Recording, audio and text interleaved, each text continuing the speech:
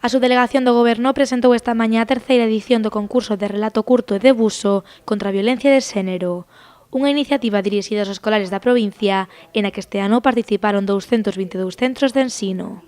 Con este concurso queremos fomentar la creatividad de nuestros escolares y al tiempo que sirva de soporte para que expresen su visión sobre la violencia de género a través de la escritura, del relato y de la plástica. Este concurso establece dúas categorías distintas. Por unha banda, os escolares de formación profesional, básica e ciclo medio e o alumnado da ESO. Por outra, os alumnos de FP superior e de bacharelato. En total, este ano presentáronse 327 traballos. O xurado deberá agora elixir 3 gañadores de debuxo e outros 3 de relato curto en cada unha das categorías.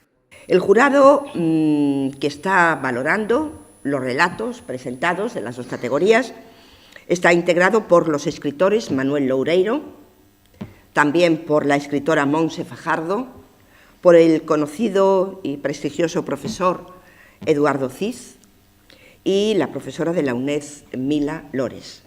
El jurado de dibujo estará compuesto por la pintora y profesora Carmen Hermo, profesora de Bellas Artes, por el pintor Manuel Ruibal, por la profesora de dibujo del Instituto de Axunqueira 1, Ana Fuertes. Saben que allí hay un centro pionero en el bachillerato artístico, y por el pintor pontevedrés Quique Ortega.